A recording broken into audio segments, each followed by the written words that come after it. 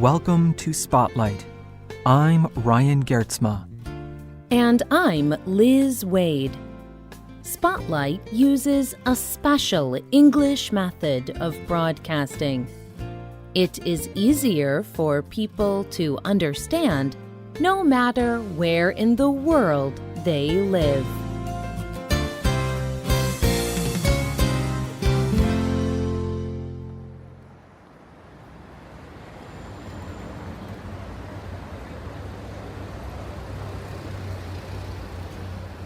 It is a dry, hot day.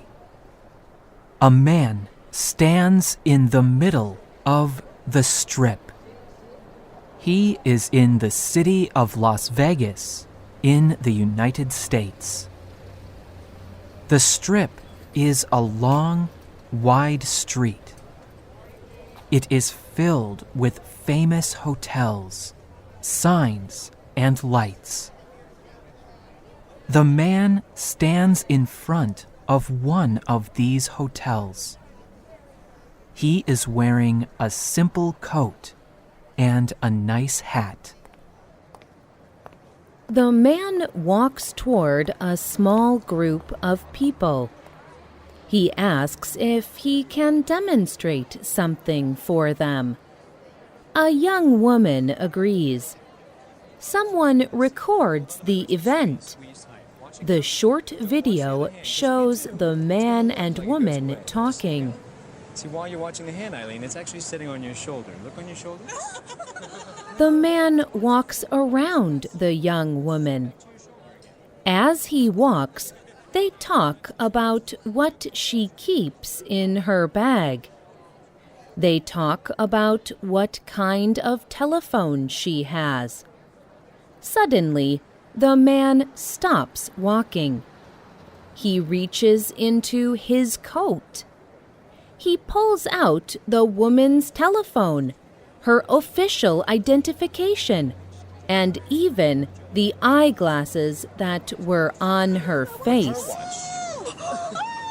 She is shocked. She did not even notice they were missing. This man's name is Apollo Robbins. He is a pickpocket. Pickpockets steal things from people on the street. But Robbins is not a normal pickpocket. He is an entertainer. Hundreds of people enjoy watching Robbins perform in shows. Today's spotlight is on Apollo Robbins and what his pickpocketing skills can teach us about human behavior.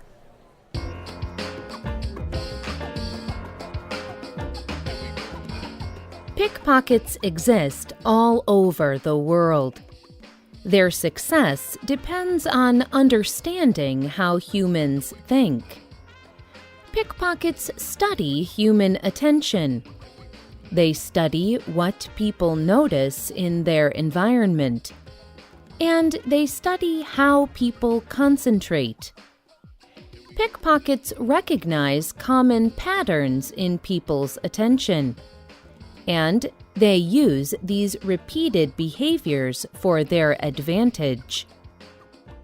For example, pickpockets must get very close to someone to steal from them. They must do this without being noticed. If a pickpocket walks straight toward a person, the person will notice them. But if a pickpocket moves toward a person from the side, the person may not notice. This lack of attention is called change blindness.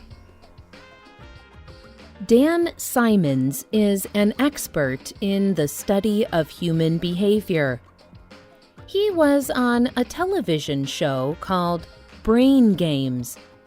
He explained that people are unable to notice surprisingly large changes from 1 second to the next. Here is how change blindness works.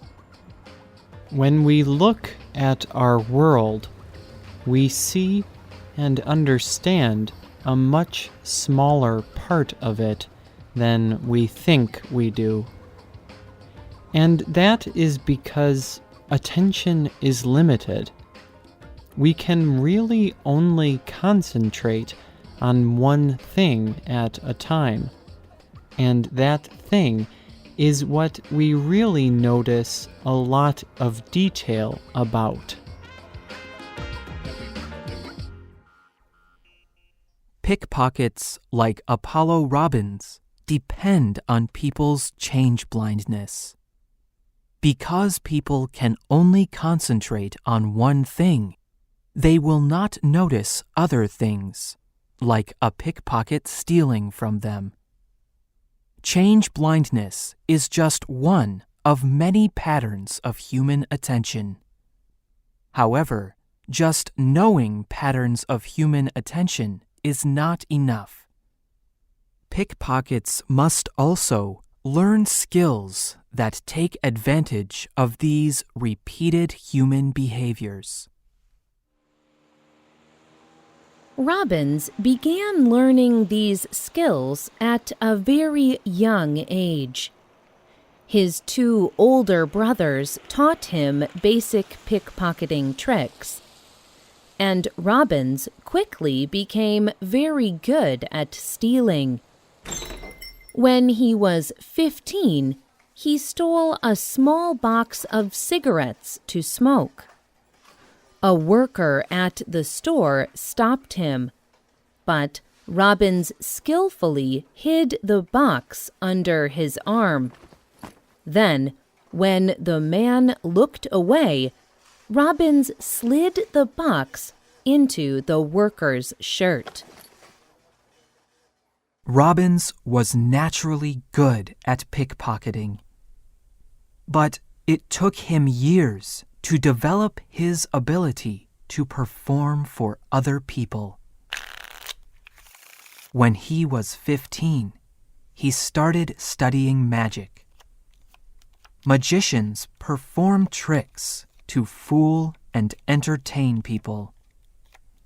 Robbins became interested in magic. As he learned about magic, he was less interested in stealing. In 2007, he gave a speech about magic and human attention. In this speech, he talked about these early years. He said, "I did not understand what I was doing at first. I wanted to learn the words to explain what I was doing. I learned that a lot of it is just taking advantage of human nature." Robbins also learned by practicing. For many years, he performed his pickpocketing tricks over and over. Las Vegas has many magic shows, so it was a good place to practice and learn. In his first big performance, a woman accused him of stealing her jewels. It was a difficult situation. Robbins had not taken anything from her, but he learned how to react quickly and calmly. The woman found the jewels in her room, and Robbins did not get into trouble. These first few performances led to a job at Caesar's Magical Empire in Las Vegas. This was a famous place for magicians to perform. Robbins entertained people while they waited in line to watch a magic show. He used that time to practice his pickpocketing skills. He did many shows every day and stole things from many people. They were just tricks. he always returned the things he took. He used his natural skills, but he also learned to play with people's attention. After 7 years, he began to perform his own shows. He now performs at events and conferences around the United States. Many magicians agree that Robbins is the best at what he does. His tricks surprise even experienced magicians. Robbins has also worked with scientists at Yale University in the United States. They are experts in how the human brain behaves. The scientists studied Robbins' pickpocketing. Robbins demonstrated different methods of movement in front of people. The scientists watched how the people's eyes moved. They were interested in what people concentrated on. The scientists discovered that different people reacted in the same ways. This work helps scientists understand attention and human nature. Knowing how human attention works is important. It can help officials create better driving laws and road signs. It can help companies create telephones that are easier to use.